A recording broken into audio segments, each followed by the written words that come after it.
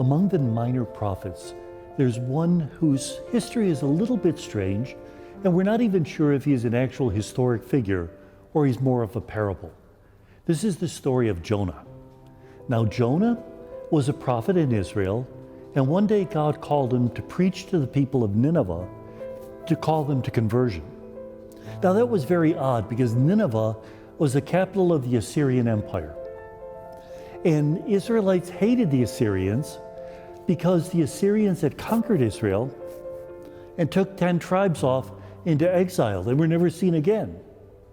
So why would God want Jonah to preach conversion to the Assyrians, to the Ninevites? In fact, what Jonah wanted to see is that they not convert so that God would wipe them out, punish them for their sinfulness. Well, Jonah runs away to sea, and a great storm begins, and the sailors are wondering, whose fault is this? So at this point, they cast lots. They decide that it's the fault of Jonah, and they throw him into the sea, and he's swallowed by a great fish. Now, a lot of times we say it's a whale. Remember, the ancient peoples, they wouldn't have distinguished between great fish and whales. It's not an important question for them. But after 3 days in the belly of the whale, he's spewed out onto the seashore. Now, remember when Jesus says in the Gospels, you'll see no sign except the sign of Jonah? There's actually two interpretations for that. The first one, that Jesus, like Jonah, was in the belly of the earth for 3 days until he rose from the dead. And this is the point where we have to ask ourselves, is this a historic account? You see, many Bible scholars believe that what the author was really talking about was the people of Israel who were in the belly of Babylon. They were taken into exile, and when they were spewed out, when they were allowed to return to Israel, they should have thought differently. They should have accepted that the Assyrians were their brothers and sisters. Some of them did, some of them didn't. There's a debate going on in Israel at this point between those who want to accept everyone because God is the God of all people, and those who want to say, no, but our faith is for those whom God has chosen in a special way. It's kind of like giving the Eucharist to a non-Catholic. Can that be done? Normally, no.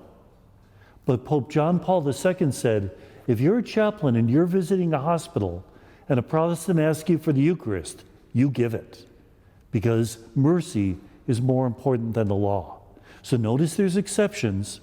The people of Israel were trying to work this out. So Jonah ends up spewing onto the sand. He travels off to Nineveh. Nineveh is a huge city. Usually takes 3 days to get through it. He travels 1 day preaching repentance. And by that evening, the king has called a fasting upon the entire city. Not only the people, even the animals. And Jonah is disgusted. The very thing he was most afraid of has happened. These people have turned to the Lord. So he goes off outside the city, sits under a gourd that gives him a little bit of shade, falls asleep.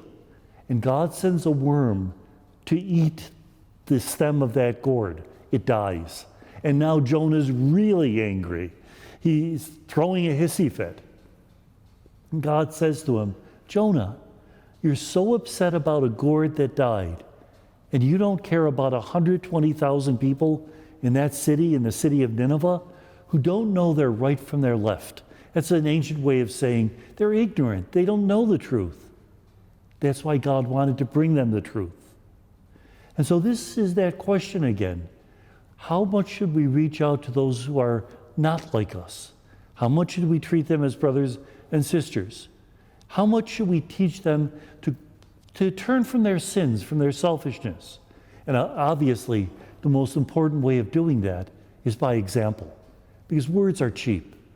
Living the life really costs us.